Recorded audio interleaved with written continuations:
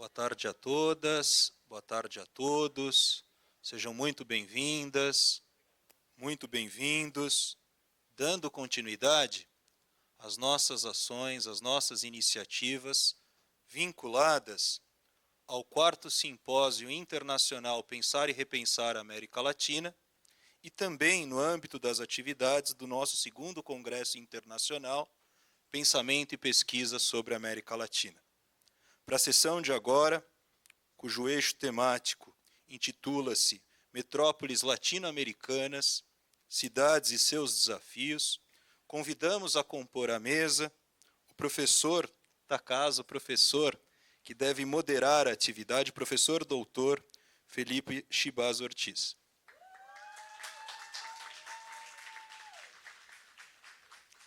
Ao mesmo tempo, reiteramos os nossos agradecimentos a todo o corpo docente, corpo discente, egressos do Programa de Pós-Graduação e Integração da América Latina e externalizamos os nossos agradecimentos não só à comunidade acadêmica, comitê científico, comissão organizadora desse evento, representada aqui pelo professor doutor Júlio César Suzuki, mas também todos os servidores e servidoras desta notória instituição.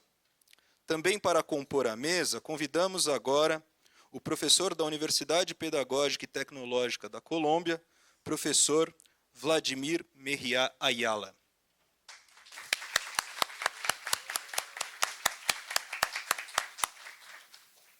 E por último, convidamos também o professor da Universidade do Instituto Tecnológico de Monterrey, no México, professor Martín del Campo.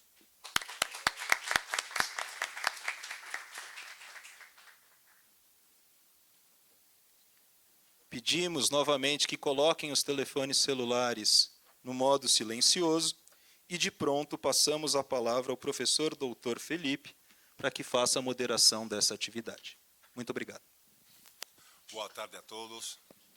Agradeço a presencia de todos, de esa maravillosa audiencia aquí. En especial quiero agradecer también, claro, a los coordinadores gerais de ese evento, profesora Marilene Proenza y profesor doctor Julio César Suzuki, presente aquí también. Quiero agradecer con certeza también la presencia de ese equipo maravillosa que está garantizando, está garantindo. A veces sabe un poquinho de portuñol, como o Daniel, que tenho aliás a honra de ter ajudado um pouquinho também na sua dissertação de mestrado, e bom, de todos os outros integrantes da equipe, dessa equipe maravilhosa que está garantindo que aconteça esse evento, incluso o senhor Elso, que é o técnico que também nessa sala está tendo um papel tão, vamos dizer, destacado, mas que às vezes está, vamos dizer assim, um pouquinho mais escondido. Bom, após esses agradecimentos, também não quero deixar de nomear e cumprimentar aos espíritos aqui presentes, que também de alguma maneira estão comemorando esse caminho. E já entrando mais na mesa redonda, que não é redonda, é rectangular, quero comentar-lhes que o eixo temático, aliás, os que não me conhecem, por esse sotaque todo que vocês veem, mesmo que eu sou brasileiro, naturalizado brasileiro já, também sou cubano, nascido cubano, e por isso esse sotaque. Bom, o eixo temático que nos convoca hoje é Metrópoles Latinoamericanas, Cidades e seus Desafios. E para isso temos a dois excelentes palestrantes, panelistas, que van a estar compartiendo conosco ese importantísimo espacio. Eles van a estar abordando desde diversos ángulos ese eixo urbano tan geral y tan importante que son precisamente as cidades. Y as cidades, entendiendo sus diversos territorios, quer dizer, también incluyendo comunidades, bairros y, por qué no, también cidades universitarias. Os campus universitarios son também cidades ou microcidades. E para isso temos aqui a honra de estar recebendo a Vladimir Mejía Ayala, da Universidade Pedagógica e Tecnológica de Colômbia, que vai estar abordando o tema Bogotá, um destino turístico em evolução. Ele vai falar, acredito que em espanhol, e vai ser para nós também uma maneira de nos integrarmos e derrubar barreiras culturais.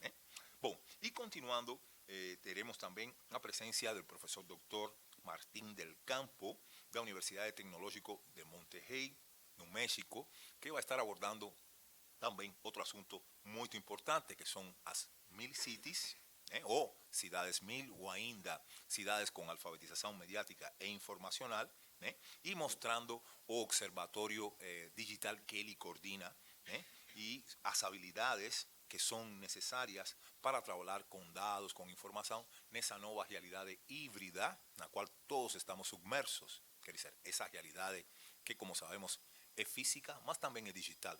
E para conseguirmos entender hoje, por exemplo, umas eleições, falando nisso, vocês sabem que acabam de oferecer os resultados das eleições nos Estados Unidos, né? Bom, tem coisas que parecem inexplicáveis se a gente não conhece um pouquinho de milícias digitais, fake news, influencers, entre outros pontos essenciais. O que não quer dizer que a cidade seja só digital, sino que é, repito, uma intersecção, uma integração da realidade digital à realidade física, que hoje chamamos de realidade híbrida.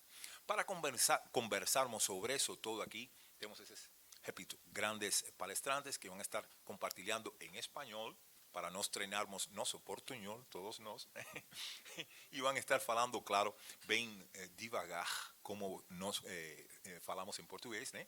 Ou em portunhol, né? E que nos permitirá a todos entregar e um pouco entender todo esse conhecimento. Mas antes de começarmos, eu queria solicitar passar brevemente um vídeo, né?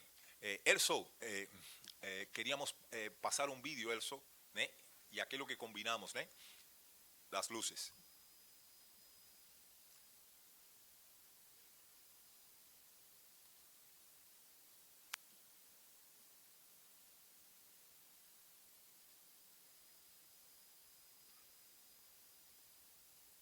Já vamos começar.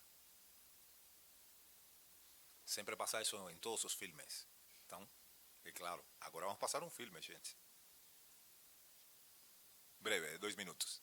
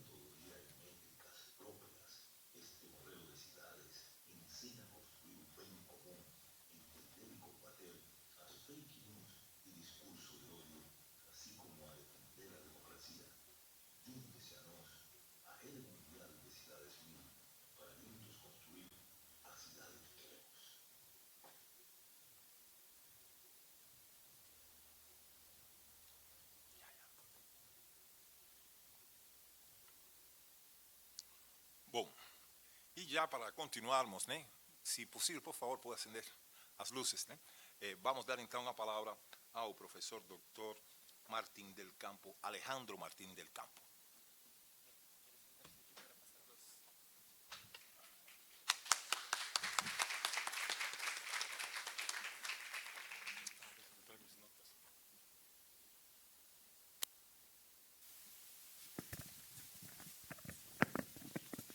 Aprovechando que o professor está buscando cada palestrante, cada conferencista vai ter 30 minutos e depois depois vamos deixar um tempo, uns 25 minutos Gracias. para a gente debater, conversar e aguardo as perguntas de todos vocês. Perguntas, dúvidas, complementações. Obrigado. É com você.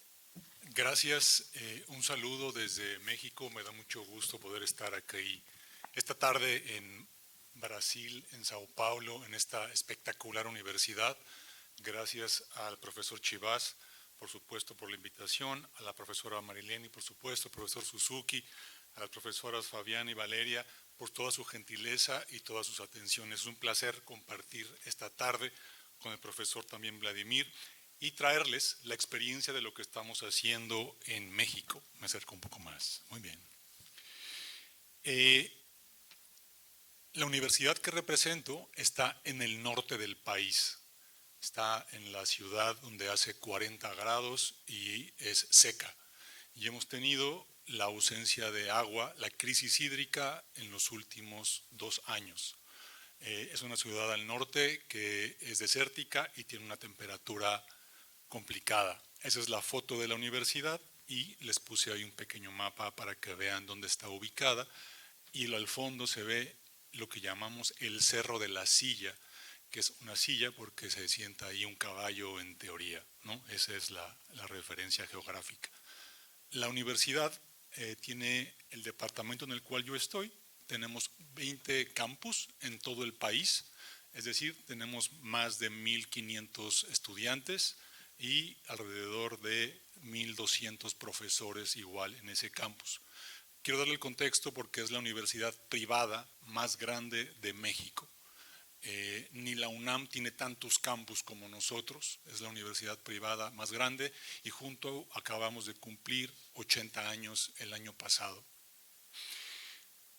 Para entrar en materia, como estoy seguro que todas y todos saben, este año, a inicios de este año, el Foro Económico Mundial dijo que la desinformación será el principal problema que enfrentemos como riesgo en el mundo.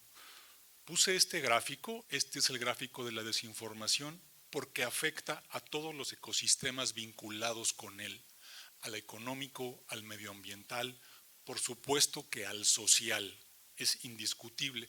E hicieron una encuesta con los líderes mundiales y ellos dijeron que en los próximos 2 años la desinformación será el principal problema que vamos a estar enfrentando como sociedad, por encima de la inseguridad, por encima de la inflación, por encima de la polarización, por encima de todos los fenómenos, la desinformación es el principal problema, el principal riesgo que ven los líderes mundiales. Y ahí entramos justamente en lo que quiero compartir con ustedes en esta tarde. Justo hoy en la mañana, yo me desvelé ayer en la noche viendo lo que estaba pasando en las elecciones de Estados Unidos y hoy por la mañana conversé con colegas de la Universidad de Arizona y les dije que venía a dar una conferencia a la USP. Y me dijeron, por favor lleva estos ejemplos de lo que estuvo circulando por las plataformas en todos los ciudadanos de Arizona. Entonces, hoy en la mañana, colegas pesquisadores de Arizona me compartieron estas imágenes de lo que circuló en plataformas por allá sin que nadie pudiera detenerlo. En esa misma investigación, un compañero, un colega pesquisador de la Universidad de Arizona me dijo, ¿y ya conoces la plataforma de Donald Trump? Y le dije, no. Me dijo, bueno, pues se llama Truth Social y ahí han detectado 1001 formas de desinformación que está circulando. Y me dijo, revisa el New York Times, publicó justamente una historia al respecto. Y lo que quise es ponerla aquí para que todos veamos lo que circuló y que tuvo un efecto sin duda en la población y que tocará a nosotros los investigadores demostrar que todo eso circula y que tiene consecuencias para la democracia y para la sociedad. En esa misma búsqueda con los colegas que estaba hoy en la mañana, me dijeron, hubo una buena cantidad de desinformación que circuló ayer mismo respecto a lo que sucedió en el estado de Pensilvania. Un investigador hizo esta publicación de más de 14,000 posteos en la plataforma social X, decían que Trump había ganado. por supuesto que durante el transcurso de las elecciones, y que había un fraude. Lo que hice fue buscar la referencia y en efecto hubo muchísimas publicaciones que ayer circularon, justamente que de alguna manera tuvieron algunos efectos en lo que sucedió el día de ayer. Motivo por lo cual un grupo de investigadores del Tecnológico de Monterrey hablamos con la Vicerrectoría de Investigación y les dijimos, este problema es más grande de lo que estamos enfrentando. Creo que ustedes lo conocen de primera mano por todo lo que pasó con Bolsonaro. Y decidimos investigar y formar este observatorio de medios digitales que ustedes pueden consultar en el link observa.digital. El objetivo de este observatorio es investigar y monitorear diferentes narrativas de lo que sucede en los medios digitales en México. Somos un país de 120 millones de personas y tenemos 60 millones de personas en pobreza, que su principal dieta informativa es los teléfonos celulares. Y lo que proponemos también es evidenciar diferentes mecanismos de cómo esta desinformación se propaga a través de todas las plataformas y que sin duda influencian y manipulan a la opinión pública. No me detengo en los objetivos, pero principalmente lo que queremos es, por supuesto, compartir información, comprender qué es lo que sucede. La desinformación es una industria. Hay personas que ganan dinero todos los días posteando cosas para que las personas se desinformen y cambien sus percepciones. Y al ser digital, pues se puede hacer microtargeting por comunidad, por código postal, por sección, por rango de edad, por género. Y como ustedes saben también, a las plataformas no les gusta compartir información, no les gusta que estemos escudriñando sus datos. Bueno, y seguramente lo saben, pero pues Elon Musk, ahora que ganó Trump, pues es uno de sus principales asesores y consejeros para lo que viene ahora en los próximos 4 años de Estados Unidos. El primer reto al que nos enfrentamos en el observatorio fue lo que sucedió en las elecciones del 2024 en México. Estos eran nuestros 2 candidatas mujeres y el candidato hombre. Por supuesto que, como saben, venimos de un partido Morena, que llegó al poder en el 2018 de la mano del expresidente Andrés Manuel López Obrador. ¿Qué hicimos para poder entender todo lo que estaba sucediendo en este ecosistema digital? Creamos un panel interactivo que lo que hacía era descargar datos. Cada vez que se mencionara a uno de los candidatos, hombre o mujer, iba a descargar esos datos y los metadatos y almacenarlos en una plataforma que estuvieran disponibles a investigadores, estudiantes, profesores, periodistas y sociedad civil que quisiera investigar lo que estaba sucediendo ahí. Utilizamos diferentes algoritmos de Machine Learning para que pudiera clasificar los sentimientos en tiempo real de lo que las personas estaban diciendo.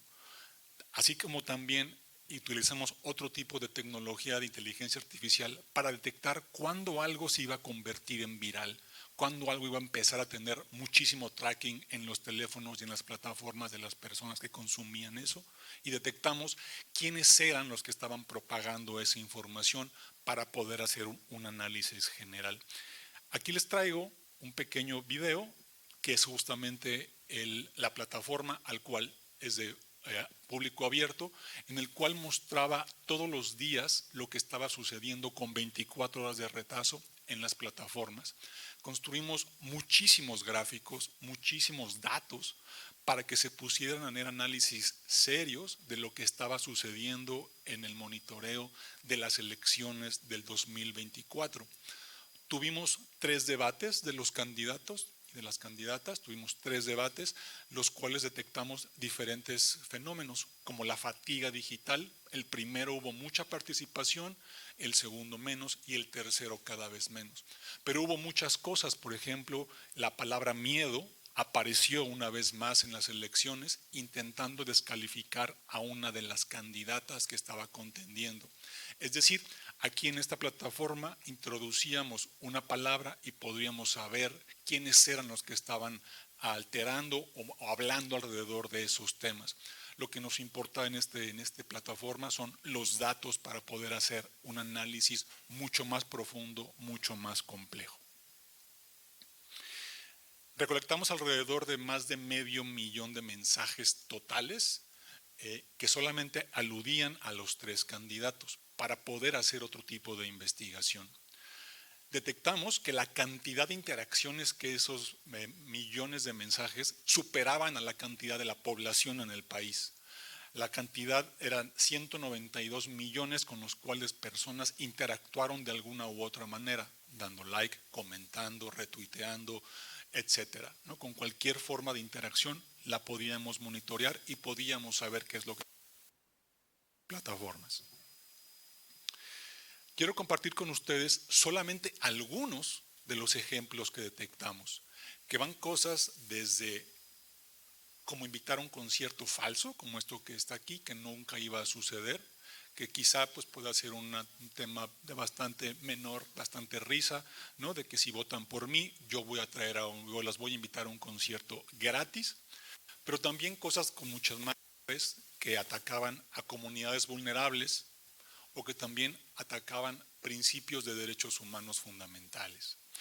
Este es otro ejemplo en el cual se manipuló algunas de las imágenes y que nosotros detectábamos quiénes eran los que las estaban compartiendo y que las estaban propagando. Por supuesto que detectamos cualquier cantidad de teorías de la conspiración que atentaban en contra de las instituciones que organizan las elecciones. Era una cantidad gigante de narrativas que ahí circulaban y que pues muchas personas comentaban y además pues compartían o propagaban. A partir de eso nos dimos cuenta justamente de la importancia de poder construir una ciudad 1000, para lo cual invitamos al profesor Felipe Chivas, que nos acompañó allá en Monterrey, Nuevo León, para propagar este tipo de modelo en el cual combinara datos y otros muchos ejes que salieron en el video para que nuestros ciudadanos entendieran lo que estaba sucediendo. Es difícil escapar a las burbujas tecnológicas cuando nuestra dieta informativa solamente se circunscribe a un teléfono celular. Es muy complicado. Y a partir de ahí desarrollamos esta propuesta que, como ustedes saben, el objetivo de esta ciudad es transformarla a través de la tecnología y otras para tener una visión integral de lo que ahí está sucediendo. Para eso estamos construyendo nuestro primer punto 1000, nuestro primer punto piloto en una comunidad a 1 kilómetro de la Universidad del Tecnológico de Monterrey, que es esta comunidad de Campana Altamira. Esta comunidad está a 1 kilómetro del municipio con más alto bienestar de América Latina, que se llama San Pedro Garza García y que está en Nuevo León. Tiene todos los indicadores más altos de bienestar social y de salud que ahí se pueden encontrar en toda América Latina. Sin embargo, la comunidad de Campana es una comunidad muy vulnerable que vive en diferentes cerros o colinas, que inclusive ellos mismos tienen que activar la bomba del agua para que suba a las comunidades y tienen que alguien que bajar a desconectarla. Este es el primer punto que estamos por desarrollar. Como les comentaba, habrá unas aulas en el cual intentaremos desarrollar diferentes cursos y capacitaciones para que la comunidad que ahí habita esté informada de lo que sucede. Esta comunidad no es un esfuerzo aislado de la universidad, es un esfuerzo tripartito entre el gobierno estatal y municipal, por supuesto que la sociedad civil y la iniciativa privada. Aquí también hay empresas participando en esta comunidad. Como les comentaba, esta es la comunidad que queremos impactar y la universidad se encuentra a menos de 1 kilómetro y la zona con índice de desarrollo más alto está por esta zona y también está muy cerca del barrio, el principal barrio del centro histórico de la ciudad de Monterrey. Como saben, de los 13 indicadores de las ciudades 1000, estamos enfocados principalmente en la educación, mas no por ello queremos también comprometer y abarcar otro tipo de indicadores. Como les decía, es el hecho de integrar a las diferentes comunidades que habitan en la Campana Altamira. Y por supuesto, a través de diferentes actividades que desarrollaremos en conjunto para poder llevar esa comunidad a un buen puerto. No me extiendo, estas son algunas de las actividades que tenemos planeado hacer en esa comunidad. Por supuesto que desarrollar imperiosamente diferentes cursos de alfabetización mediática, diseñar técnicas para que puedan verificar la información en campo, realizar investigación es fundamental o pesquisas de lo que nosotros investigamos se pueda difundir con un valor científico, pero quizá lo más importante es generar datos abiertos, datos que podamos consultar. Por supuesto que no lo podemos hacer solos, hemos estado trabajando con diferentes organizaciones para inclusive poder potenciar las actividades que hacemos en este observatorio. Y hay alianzas internacionales, pero también alianzas locales con diferentes actores fundamentales. Quiero dejar aquí mi participación diciéndoles que somos un grupo multidisciplinario. El grupo está conformado por ingenieros, abogados, periodistas, comunicadores, investigadores, sociólogos, porque sabemos que es un problema que solo una disciplina no puede comprender. Generar desinformación es mucho más fácil y mucho más barato que generar información valiosa. Sin embargo, combatirla cuesta 4 o 5 veces más combatir la desinformación. Una reflexión que quiero hacer con ustedes final es, quizá sea el momento de empezar no con los profesionistas, quizá con las crianzas o con los niños o con los adolescentes, compartiéndoles diferentes técnicas y herramientas para que ellos puedan enfrentar la desinformación de una manera mucho más fuerte para las próximas generaciones. Muito obrigado.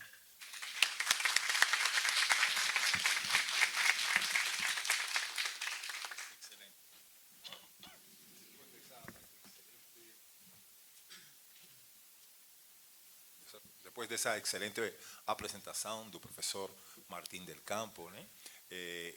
Minha proposta é que continue, claro, o próximo palestrante, panelista, e no final as perguntas, o debate, colocações, complementações, para a gente ter essa continuidade.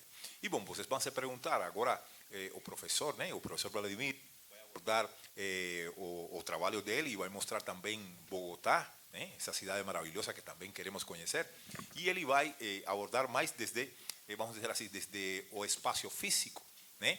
Mas, como eu disse desde o início, temos o quê? Uma ponte híbrida. As cidades hoje são físicas e digitais. E é claro, ele vai focar mais esse lado mais de patrimônio cultural, identidade cultural. E, bom, depois desses dois olhares complementares, a meu ver, vamos ter o nosso debate. E, sem mais delongas, eu quero dar a palavra ao nosso querido professor Vladimir. Seja bem-vindo, professor.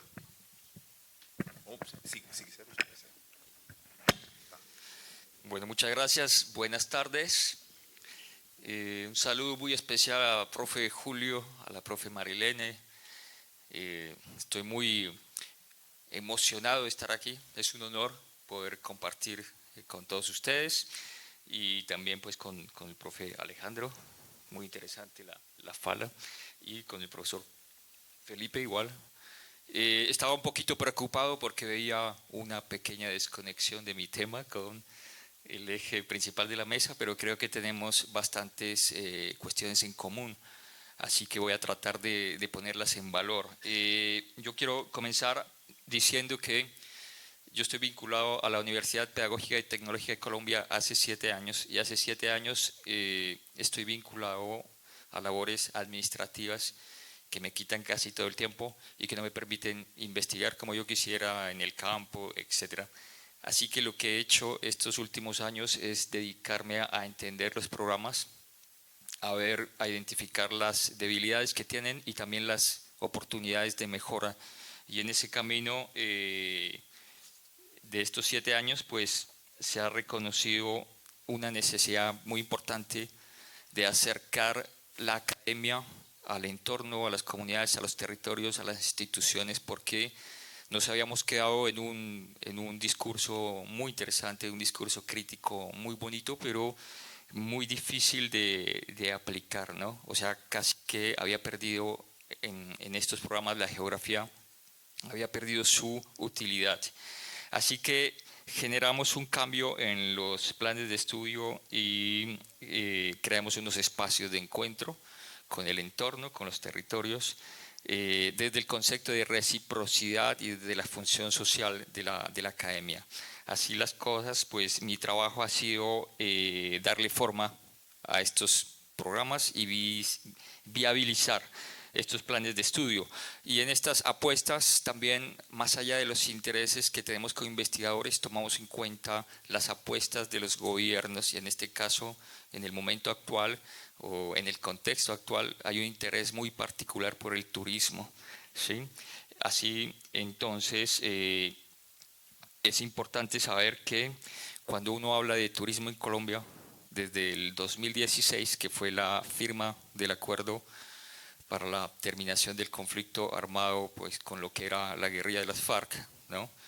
El turismo se vinculó se lo relacionó con la construcción de la paz en Colombia, ¿no? Entonces es muy importante para mí comenzar hablando de paz, entender a partir de una teoría yo creo que es muy importante y muy fácil de entender, que es la teoría de Johan Galtung, la teoría de los conflictos, que él propone lo siguiente, dice que, bueno, lo básico es que el conflicto es inherente al ser humano, pero el ser humano tiene la capacidad de decidir si lo resuelve de manera violenta o pacífica. Y entonces, cuando lo resuelve de manera violenta, podemos identificar 3 tipos de violencia. Una violencia que es evidente, que es la violencia directa, que es la que tiene que ver con el daño, y por eso es tan evidente. Y la otra, que es la violencia indirecta, que tiene que ver más bien con los orígenes, ¿no? con qué es lo que provoca esa aplicación de violencia directa y lo que genera en general el conflicto. Así las cosas, llega él a hablar de 2 tipos de paz, una paz positiva y una paz negativa. La paz negativa es la que está enfocada a buscar soluciones en cuanto a la violencia directa, al daño que puede ser aplicado a la naturaleza, a los seres humanos, al hombre y a las colectividades, ¿sí? en términos de infraestructura, etc. Y la paz, y más bien la paz positiva, es la que está relacionada con el origen, que es la que realmente nos interesa ahorita porque es la que permite hacer una revisión juiciosa de los orígenes, de la evolución de la historia del conflicto en Colombia. Y digamos que yo me voy a ubicar ahí. Y hay una cuestión muy importante de la paz positiva que tiene una relación con el desarrollo, ¿sí? Entonces, a partir de esto se empieza a hablar de tener un enfoque territorial, ¿sí? Para la resolución de los conflictos. Ese enfoque territorial tiene que ver pues con la diferencia, con las realidades, las diferentes y diversas realidades que nos encontramos en el territorio de Colombia, digamos, la necesidad de pensar el territorio no como se venía haciendo, como un espacio vacío de institucionalidad, sino más bien pensar a partir de la oportunidad de co-construir institucionalidad y más allá de eso también la posibilidad de reconocer que hay unas dinámicas territoriales propias, ¿no? Realidades, y partir desde ese reconocimiento. Ahora sí, ya digamos en las aulas lo que tratamos de hacer es construir unas herramientas para poder no solamente entender, sino también avanzar a este diálogo con el entorno. Entonces, aquí, por ejemplo, esta primera herramienta lo que hace es buscar la oportunidad de generar una abstracción frente a esa complejidad, ¿sí? Que tiene que ver en términos de los diferentes elementos, procesos, relaciones, los hechos los hechos, digamos, ¿no? Que van estructurando con el paso del tiempo y complejizando el conflicto en Colombia. Ahora bien, digamos que el origen del conflicto va a estar muy relacionado con el acceso a la tierra, ¿sí? En particular, después el surgimiento de los grupos armados relacionado con eso, y algo muy importante que es la manera como estos grupos empiezan a financiarse con el negocio, pues, del narcotráfico, y eso genera una configuración particular del territorio como tal, ¿sí? Y que se evidencia mucho en la parte rural, ¿no? Esa configuración. Esto genera miren, aquí tengo unos mapas como para ver rápidamente dónde se va concentrando el conflicto. En un momento determinado hay un despliegue hacia las fronteras, ¿no? Importante, pero sobre todo sobrepuesto en los espacios donde en principio están desconectados en términos de infraestructura, en términos digamos, están las áreas protegidas, los parques nacionales, están los resguardos indígenas, está las reservas campesinas, bueno, etcétera, los espacios que siempre han estado al margen, pues, si se quiere, del desarrollo económico y el bienestar en el país. Entonces, dentro de ese proceso, algo que es, o sea, uno de los fenómenos más importantes es el desplazamiento forzado, ¿verdad? Y ese desplazamiento forzado, pues, que va a configurar también las ciudades. Y aquí es donde yo me conecto, ya empiezo a conectarme con Bogotá. Pero antes de conectarme con Bogotá, pues tengo que hablar un poquito del turismo, que tiene un comportamiento que, digamos, los estudiosos, los turistólogos han relacionado directamente el comportamiento del turismo con el comportamiento del conflicto armado. Sin embargo, pues, digamos, adentrándose un poco más a esa relación, empieza uno a identificar las maneras como el turismo fue en un principio puesto en función de recuperar los espacios que estaban siendo controlados, pues, por los grupos armados, el tráfico, etc. Y vamos a ver que, pues, en esos momentos, durante ese periodo de recuperación del espacio, tenemos los índices más altos de víctimas en Colombia. Pero al mismo tiempo es el momento donde el turismo empieza a entrar en un proceso de profesionalización, de una inversión grande, ¿no? Porque se entiende no solamente que puede generar un beneficio económico en términos de desarrollo, sino también, socioeconómico, perdón, sino que también a partir del 2016 se lo vincula a la construcción de paz, ¿no?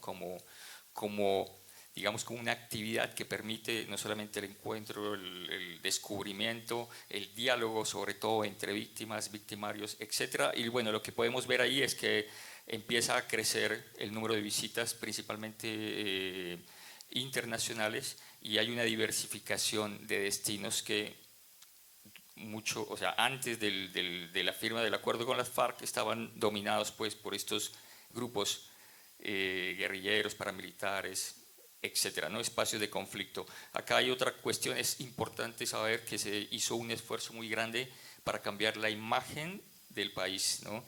La narrativa. Si nos devolvemos unos años, había, digamos, esto que dice acá, esta imagen de Colombia es pasión, es muy interesante porque es como es un símbolo religioso muy importante en Colombia, pero también ustedes ven que tiene una forma de mujer ahí, ¿no? Una parte erótica, sensual, etcétera, ¿no? Empieza a cambiar esa narrativa, a haber una inversión muy fuerte para aparecer en campañas de marketing a nivel mundial, y pasamos de hablar de Pablo Escobar, ¿no? Como digamos, como el personaje más relacionado con Colombia, a empezar a hablar sobre el realismo mágico a partir de la obra de Gabriel García Márquez, bueno, etcétera, ¿no?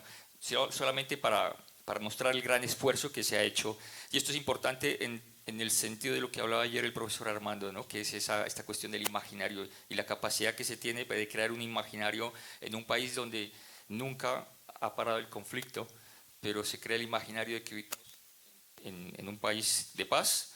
Y estoy convencido que aquí en México, aquí en Brasil, mucha gente está convencida de que Colombia estamos todos saltando de la mano, ¿no?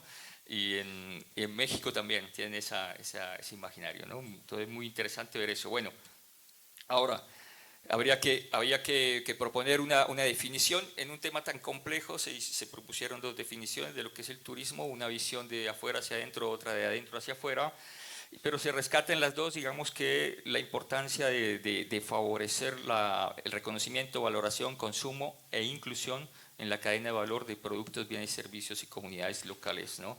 Eso es importantísimo y por el otro lado, pues también el reconocer las complejidades de este tipo de espacios y la necesidad de pensar el turismo como un modelo de desarrollo con muchas dificultades, con mucha vulnerabilidad para sacarlo adelante. Esto es una estrategia del gobierno, ¿no? El gobierno actual se llama Colombia Destinos de Paz, es un sello, y yo rescato dos cosas que me parecen importantes acá, que es la visibilización del trabajo de las comunidades por medio de este sello y la apuesta a generar oportunidades económicas en sectores que no necesariamente tienen potencial para el turismo. Eso es bien interesante.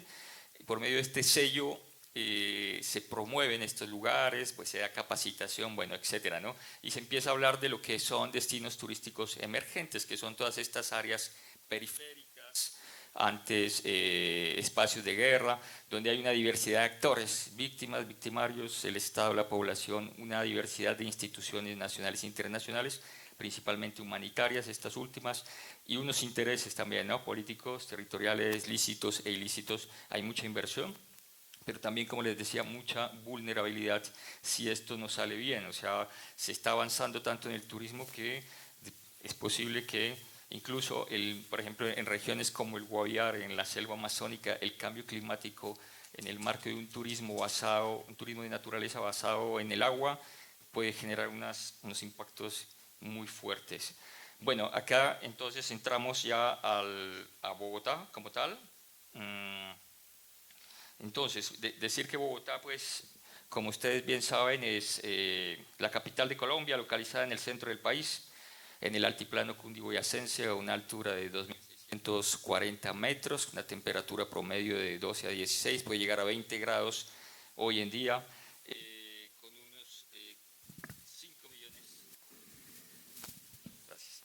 unos 5 millones de habitantes menos que Sao Paulo, y con un área metropolitana también que une unos 22 municipios, llegando a casi 11 millones de habitantes en esta área metropolitana.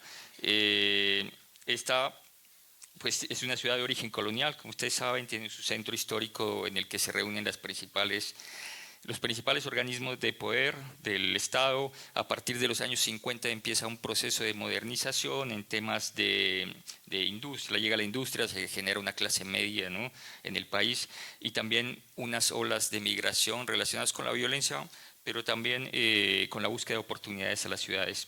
Y esto, digamos, pues que genera ya un reto en términos de poder proveer de vivienda a los nuevos allegados. En los 90 comienza, en términos de planificación y ordenamiento territorial, surge este sistema integrado de transporte público, Transmilenio, etcétera. Se revaloriza la ciclovía, que yo sé que ayer el profesor Armando también habló sobre esto, y bueno,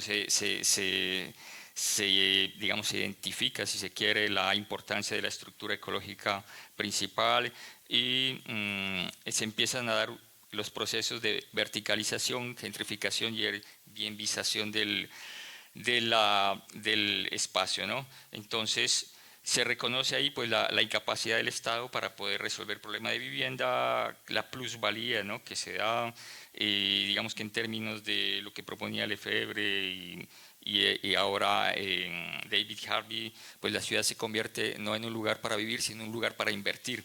Y entonces hay una presión hacia las periferias, hay una expulsión hacia las periferias de la población, pero también con los fenómenos de desplazamiento forzado también hay unos flujos que llegan en busca de refugio, pues, a las ciudades.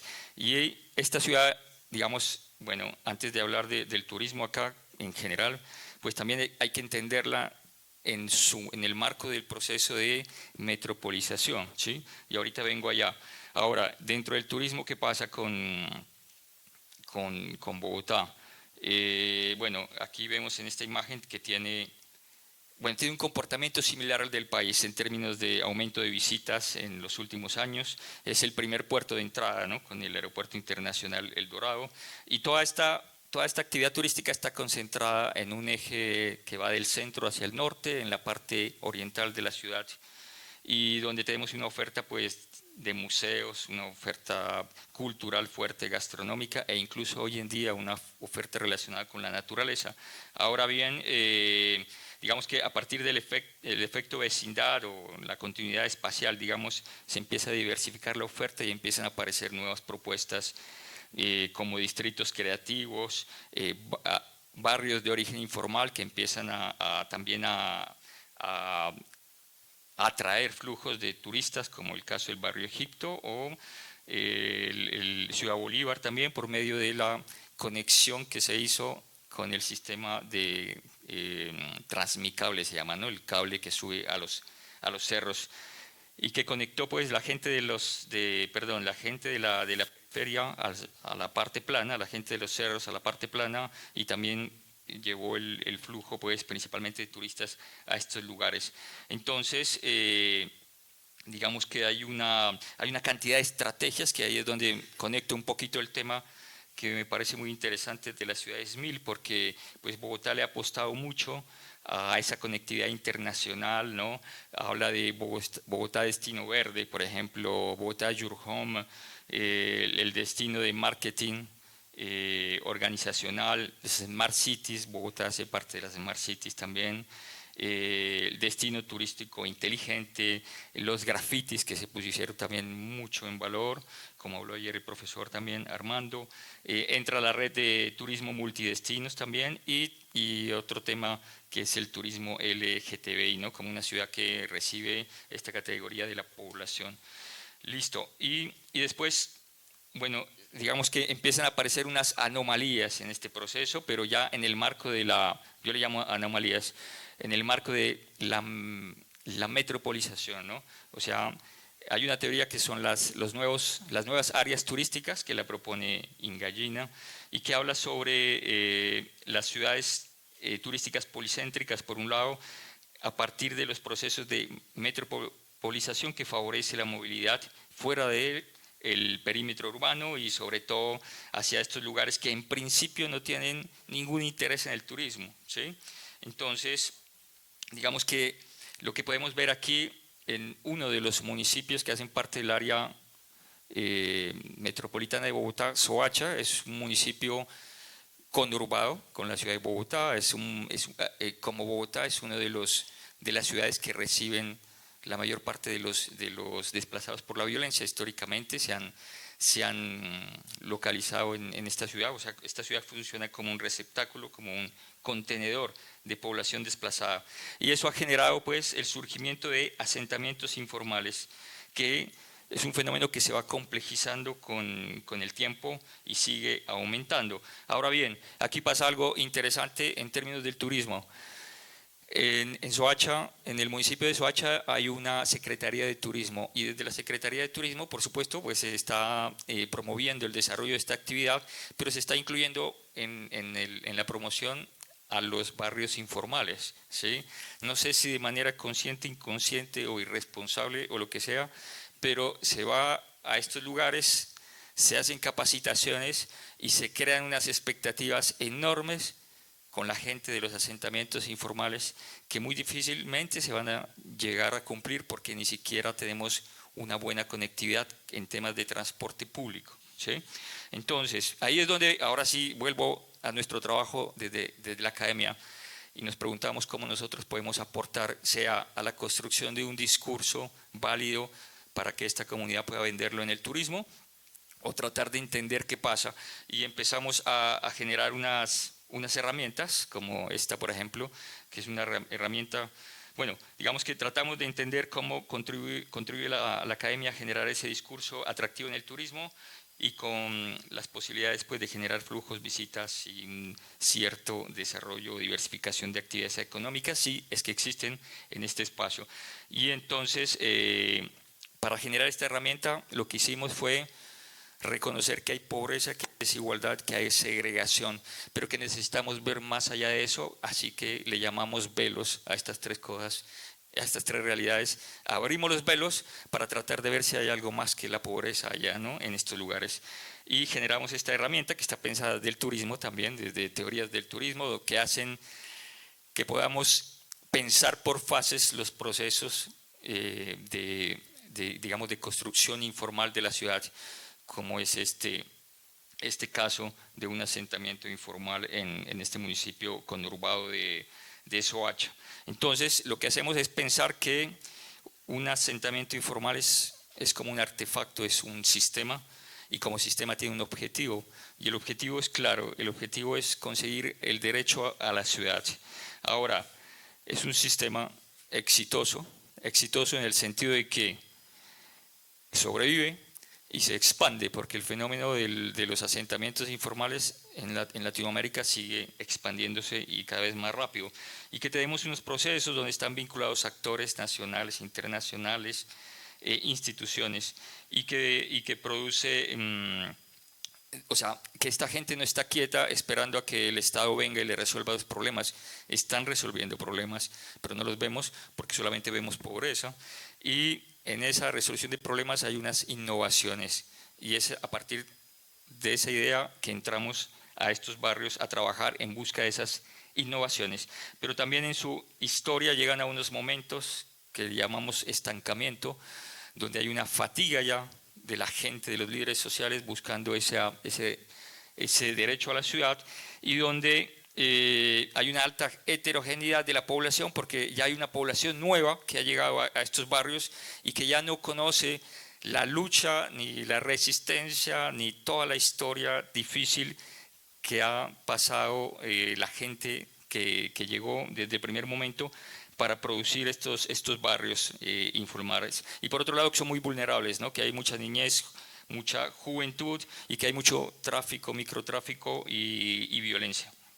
Entonces, digamos que esa es como la mirada, y lo que se reconoce ahí realmente, ya para ir cerrando, es que al final de cuentas pueden pasar 70 años, 80 años en que la ciudad en que el barrio informal sea asimilado por la ciudad, es decir, que sea reconocido como un barrio formal. Y digamos que como objetivo, en ese momento la gente entraría o lograría el derecho a la ciudad. Sin embargo, pues lo que se ve es que el ser parte formal de la ciudad no soluciona los problemas de salud, no genera empleo, no genera educación, y sobre todo, más bien, les quita la posibilidad de encontrar o de producir soluciones que estaban generando con los otros actores, sobre todo internacionales y humanitarios, que están presentes en estos espacios.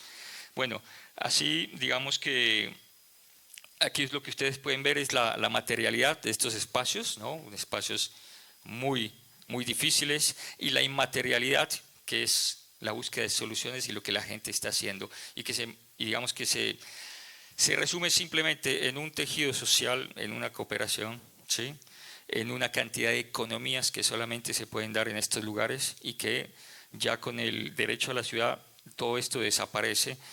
Entonces lo que lleva es a empobrecer.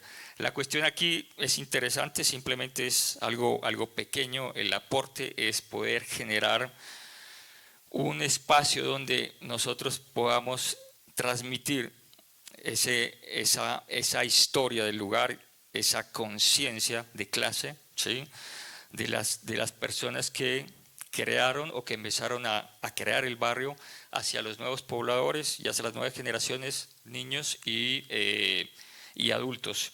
Y entonces ahí viene todo el tema de la movilización de la memoria a partir de la geohistoria de los primeros habitantes, y en este caso nosotros lo que hacemos como geógrafos es habilitar espacialmente a la población en términos no solamente de manejar un mapa, de poderse localizar y situar dentro de su situación tan vulnerable, sino también en términos tecnológicos tratar de poder capacitarlos en temas de geomática básica o de lo que los teléfonos mismos les pueden a ellos servir en sus procesos de resistencia, de construcción informal de los asentamientos informales en este caso.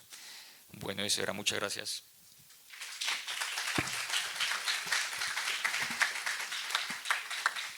Bueno, después de esta otra magnífica presentación, eu gostaria de ouvir suas opiniões, critérios e, com certeza, complementações, porque o conhecimento se constrói. O conhecimento não está dado, nem é injetável. O conhecimento é produto do debate, dos encontros, dos desencontros também, das divergências.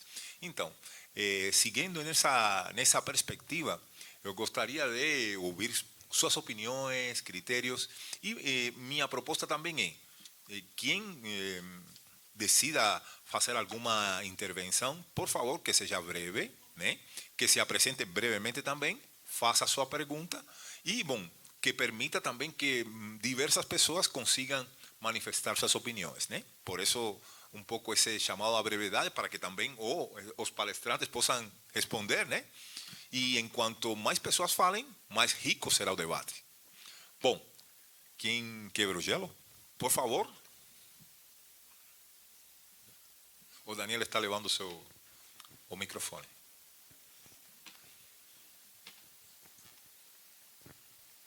Buenas tardes a todos, todas. Mi nombre es María Paula. La pregunta va para el profesor Martín del Campo. Martín, gracias.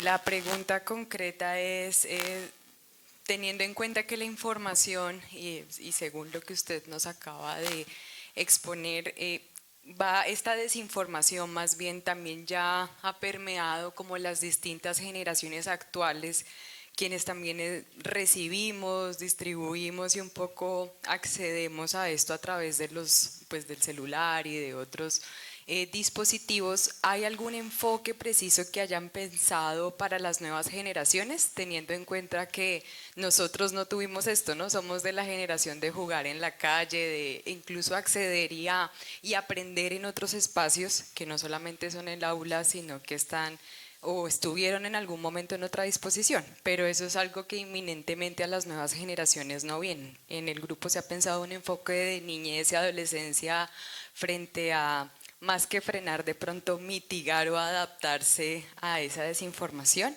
Eso por un lado. Y para el profe Vladimir, ¿de qué manera un poco las políticas públicas o los gobiernos locales, sobre todo pensando en Bogotá, se ha pensado, digamos, se ha incluido, o si usted cree, si se ha visto o no incluida a esas periferias? Tengo entendido que justamente con la manzana del cuidado, Claudia López también empezó a incluir esas otras economías que recirculan y seguramente resignifican el turismo en estas zonas periféricas. Gracias. Gracias por tu pregunta, María Paula. Qué importante lo que señalas. Justo en estos días, Marty Baron, el exdirector del Washington Post, estaba en La Nación en Argentina y por supuesto que planteó varios retos para la comunicación y para el periodismo, entre ellos lo que tú comentas. Generalmente los profesores todavía gustamos de llenar nuestras láminas de texto y empezar a hablar. Cuando los jóvenes ya nos están informando de esa manera, el problema es que no hemos logrado darles las microdosis exactas para que ellos puedan informarse por la atención fragmentada que tienen actualmente. Los videos de TikTok duran 10, 20, un minuto máximo y ya estás scrolleando. Creo que esta fragmentación ha venido a transformar por completo la forma en cómo tenemos que comunicar y tenemos que informar. Hay grandes retos. Por ejemplo, el hecho de que TikTok se vuelva un buscador de información representa un gran problema para la sociedad y que los jóvenes lo usan como una fuente informativa. Eso es uno de los grandes retos. Por supuesto que nuestra generación tenía muy claro que la información era un producto que había que trabajar, que alguien ya lo había verificado, que se tomó el tiempo de revisar ciertas cosas y que entonces nos lo ofrecía como esta es la información que yo investigué. El problema es que eso cambió y nos explotó todos los días a la penetración de los teléfonos. La información es alguien que se para atrás de una computadora y empieza a hablar, a dar su opinión. Eso no es información. Y uno de los retos es saber diferenciar entre la opinión y la información. Los retos se bifurcan en diferentes caminos, pero tú acabas de dar uno muy importante: la fragmentación y la atención. No podemos seguir en estos discursos clásicos de cómo comunicar. Lo decía Marty Baron, y que él pues estuvo más de 5 años al frente del Washington Post y combatió muchísimas cosas que le tocaron ahí. Ahora nos toca a los comunicadores, a los profesores, poder tener esas informaciones, esas microdosis, ¿no? para los estudiantes, y decir, con esto, y ahora tú ve y hazlo. Pero muy importante lo que señalas. Bueno, muchas gracias, María Paula, por la pregunta. Y bueno, en términos de políticas públicas, yo creo que sí se ha hecho un gran esfuerzo realmente. Todos sabemos que en Colombia tenemos unas políticas públicas magníficas, pero en muchos casos no se materializan. Es un país reconocido por las políticas públicas incluso, ¿no? Y creo que se ha hecho un gran esfuerzo en acercar la periferia no solamente a la ciudad formal, sino también abrirla a posibilidades de desarrollo socioeconómico pensadas pues desde el ocio, desde el turismo, incluso por ejemplo no solamente los barrios informales, sino también los cerros orientales, la parte de la naturaleza, todos los circuitos que se han abierto para poder recorrer estos espacios, y donde están vinculadas pues no solamente digamos como las facilidades de las en sí, de lo que puede garantizar una inversión, sino también todo el tema de la seguridad, todo el acompañamiento de la policía para vigilar el establecimiento de horarios en los que se puede visitar estos espacios, que quiero decir es que son pues espacios complejos a pesar de todo, ¿no? Y desde el tema, por ejemplo, del cuidado, que fue una política muy interesante de la exalcaldesa Claudia López, yo creo que fue uno de los mayores aciertos en su gobierno. Fue interesante pues ver todo este tema de género, ¿no? Donde la mujer quedó, pues por supuesto, históricamente y desde la división del trabajo relegada pues al hogar y sobre todo al cuidado de los niños y de los ancianos, y este esfuerzo es interesante en el sentido de poder liberar a la mujer y darle la oportunidad de desarrollarse como individuo dentro pues de lo que el sistema permitía como tal, ¿no? Entonces, yo creo que nosotros hicimos un trabajo sobre Smart Cities, pero en términos de movilidad en bicicleta, y pudimos ver toda la diferencia de lo que es que una mujer se mueva en bicicleta, dependiendo de la edad que tiene, dependiendo de la clase social, de los estudios, del barrio, etcétera, ¿no? Todo ese tipo de cuestiones que son difíciles de reconocer. Entonces, eso por un lado, y por otro lado yo quisiera ahí conectar con el profe Alejandro en el sentido digamos que en Colombia se ha manejado pues en lo que se puede las redes sociales mucho para promover el país, ¿no? De una manera bastante interesante. Hay el caso en estos últimos meses de un turista español o de una persona en España que se preguntó por qué todo el mundo va a Colombia y se volvió la imagen del país, ¿no? Entonces es muy interesante como precisamente esas maneras de comunicar, como bien usted lo exponía, profe, han sido bien entendidas, en este caso pues del turismo, para promocionarlo de la mejor manera, y creo que ha tenido resultados. Y este ejemplo igual va para los barrios con problemas, ¿no? Digamos que por ejemplo, no solamente los barrios informales, los lugares inseguros o digamos que espacios de miedo, fronteras invisibles, o incluso las mismas áreas rurales donde los campesinos, hoy en día un niño campesino sale y habla y expone la situación, y eso genera flujos que son, digamos, imaginables en otro momento, ¿no? Y sin el uso de este tipo de tecnologías. Muchas gracias. Boa tarde, meu nome é Iago Chaves. Minha pergunta é bem breve para os dois, né? O primeiro eu vou fazer aqui para o Martim. A situação dessa questão que a gente chama de pós-verdade, né, de fake news, a gente vai trabalhando como identificar, né? Igual você mostrou o observatório. Aqui no Brasil a gente tem algo parecido também, só que me preocupa, eu fico pensando na questão da velocidade que essa falsa verdade, né, percorre, e quando a gente vai tomar alguma atitude, isso já foi muito rápido, né? Às vezes pelo WhatsApp, pelo Instagram, já chegou, já se premiou, e às vezes a retificação não chega. E aí eu queria saber se você tem algum ponto de vista que eu particularmente não consigo pensar como trabalhar isso, né? Eu consigo pensar mais na identificação, até o judiciário mesmo no combate, só que até para tirar aquilo dali demora, já correu bastante, são coisas muito rápidas, né? E minha segunda pergunta é para o professor Vladimir.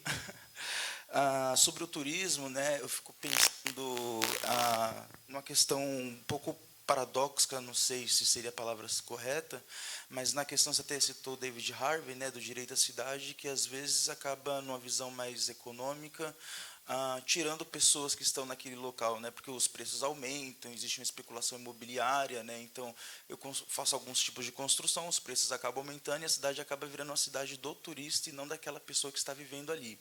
É claro que a gente tem, por exemplo, ali no norte da Argentina, em Salta, Purmamarca, Cati, povos indígenas que sobrevivem de turismo, inclusive eles agradecem muito, não só monetariamente, mas para fazer uma ratificação e manutenção da cultura deles, né?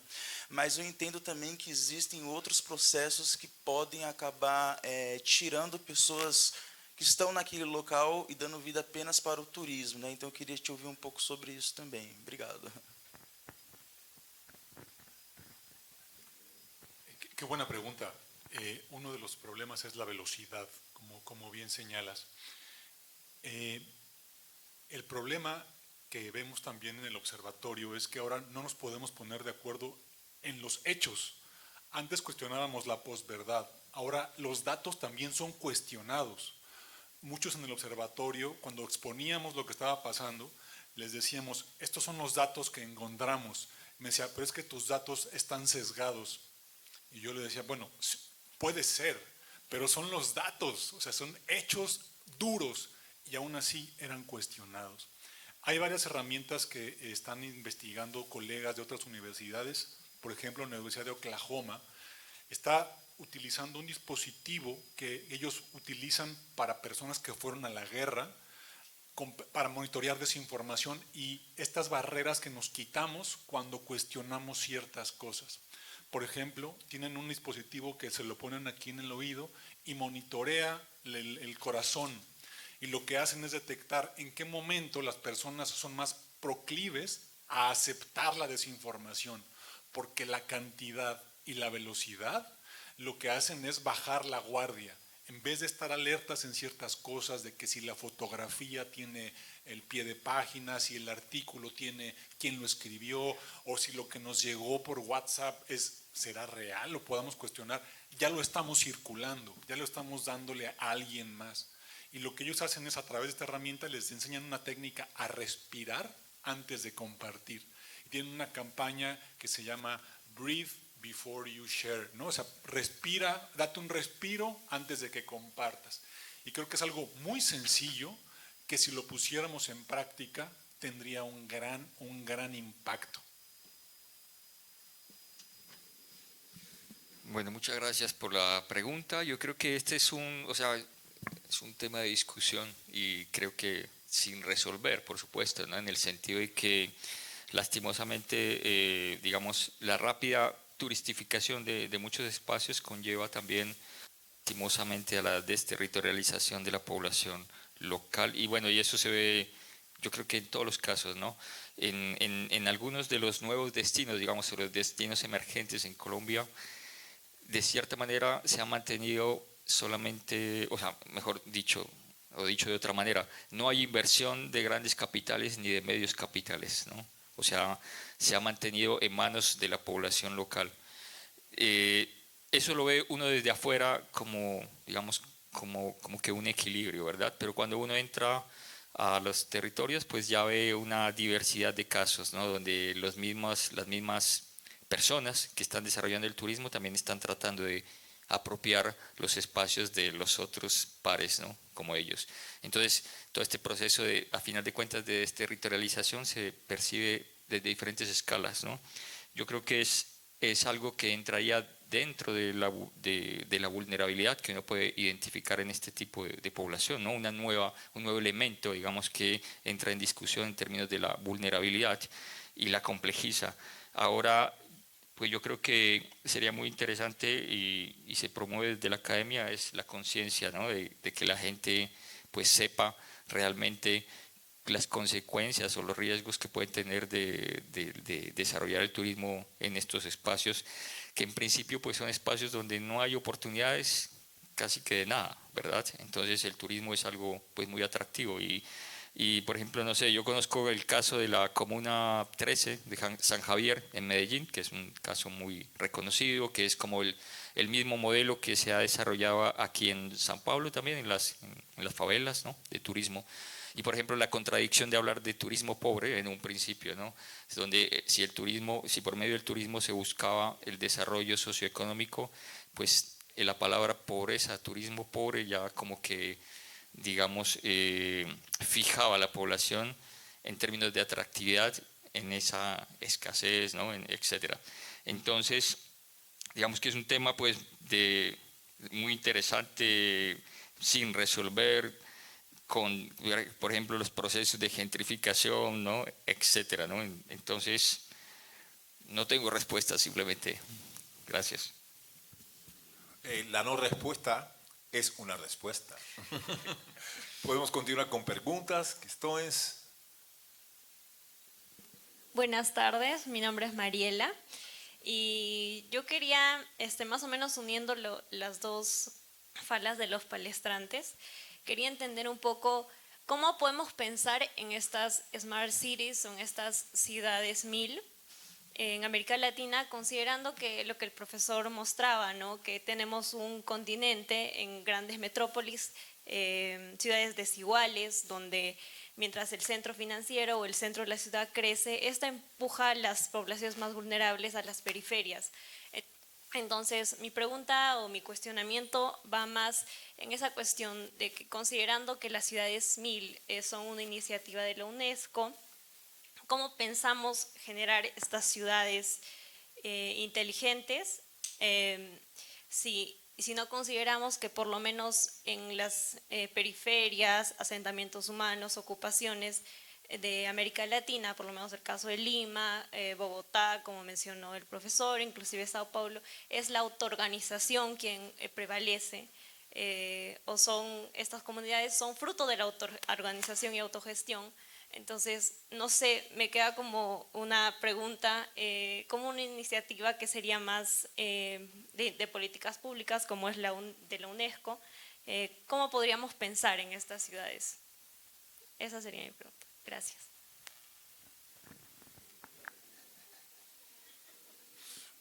Bueno, me cedió el profesor Martín del Campo, me cedió a palabra. Realmente, bom, eu estou mais como mediador, mas vamos tentar, né, responder. Mas é muito, vamos dizer assim, excelente sua pergunta, porque realmente a iniciativa do UNESCO é uma utopia, né? E como toda utopia, né, tem lados distópicos. Então, evidentemente, é difícil lutar por uma utopia, porque construir espacios urbanos que integren as novas tecnologias, mas respeitando as vulnerabilidades, respeitando os grupos, entre aspas, que são minoria política, não minoria numérica, ou em percentuais falando, é realmente muito difícil. Mas, tendo métricas, como é o caso que se tem, tendo toda uma estrutura para poder falar de presente, incluso de passado, presente e futuro, temos mais chances de construir essa utopia de uma maneira planejada. Hoje temos em muitos espaços urbanos, tanto em São Paulo como em Bogotá, como em, bom, Cidade do México e em outros, Monterrey, temos muitos espaços que são bolhas, né? Que crescem de uma maneira desorganizada, como foi comentado aqui, né? Tanto desde um ponto de vista físico, e eu sempre insisto, também desde um ponto de vista digital.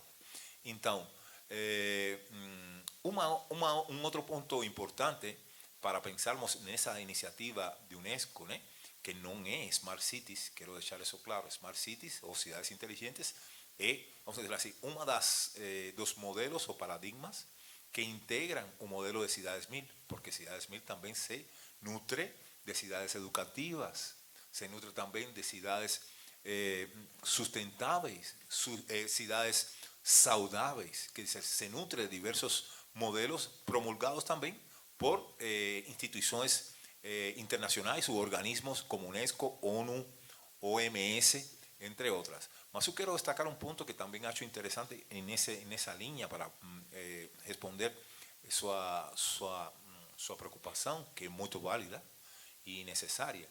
E é que esse modelo se adapta culturalmente, essa grande iniciativa Cidades 1000 se adapta a cada cidade e a cada, vamos dizer assim, a cada identidade cultural.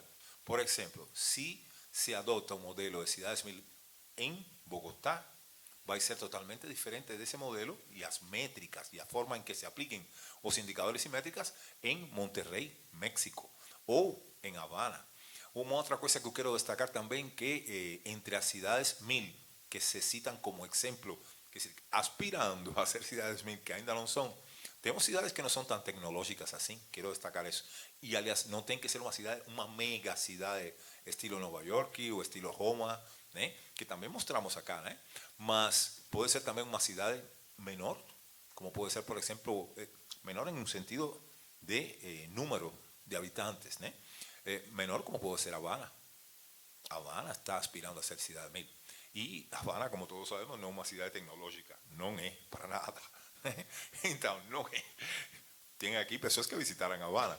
Então, isso mostra que estamos falando de um conceito que integra o físico e o digital, né? De uma maneira, tenta fazer isso de maneira harmônica. Agora, que é importante ter métricas que te permitam dizer estou próximo, estou longe, estou distante, com um enfoque qual e quanti, sim, claro, não é só número pelo número, entender qualitativamente o que isso significa, mas nessa perspectiva. E já que me deram a palavra, eu quero também falar de algo muito importante que, como comentou o professor Vladimir, que é termos uma cultura de paz. É muito necessário resolver os problemas da democracia, dos conflitos, vamos dizer assim, entre países e intrapaíses, né? Ou intracidades, né? De uma maneira pacífica, de uma maneira democrática. E, bom, esse é outro dos conceitos, cultura de paz, que é um conceito da UNESCO, que também está presente dentro dessa iniciativa de Cidades 1000. Também atravessado pela inovação, as tecnologias. E já finalizando, de verdade, minha resposta para você. A inovação tecnológica e a inovação social podem fazer que cidades, bairros, comunidades carentes pulem etapas do desenvolvimento. Que não se siga o mesmo, vamos dizer assim, o mesmo caminho de desenvolvimento tradicional, industrialização. Bom, esse caminho que, repito, é um caminho diferente para cada país, mas que muitas vezes os países latino-americanos tentam repetir o mesmo caminho que foi feito na Europa, de transformar uma cidade seguindo o caminho específico que se seguiu em tal país. Não é isso que propõe a iniciativa de Cidades 1000. Olha, siga seu próprio caminho, mas primeiro avalie início, meio e fim, os indicadores, métricas, e bom, parta para usar essas novas tecnologias que podem te fazer pular etapas. Tem, por exemplo, populações, detalhe, tem também cidades na África tentando ser Cidade 1000, né? Tem, por exemplo, Quilimane em Moçambique, né? E tem agora Angola, né? E, se não me lembro mal, tem algumas outras cidades que estão nessa perspectiva. Opa, se vocês visitam essas cidades que eu acabei de citar, vocês vão ver que não são cidades tecnológicas, mas são cidades que tentam usar a pouca tecnologia que tiver em função de dar um salto para a sua população, para a sua comunidade. Essa é a proposta das Cidades 1000. Muito obrigado, professor Felipe, professor Vladimir, professor Martim. Agradecemos a presença de todas e de todos e convidamos nesse momento, para simbolizar o nosso agradecimento aos professores convidados, os nossos alunos Carlos e Thaís, para uma singela lembrança aos nossos convidados.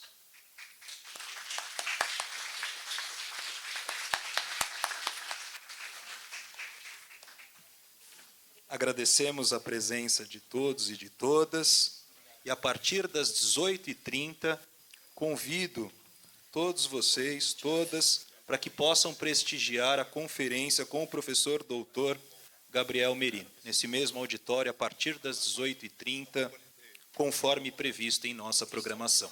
Muito obrigado.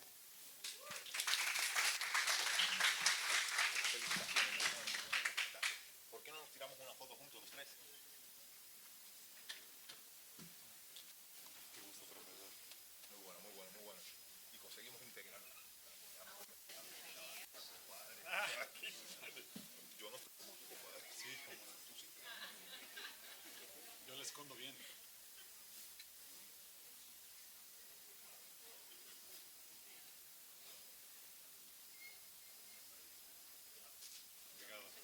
Muchas gracias.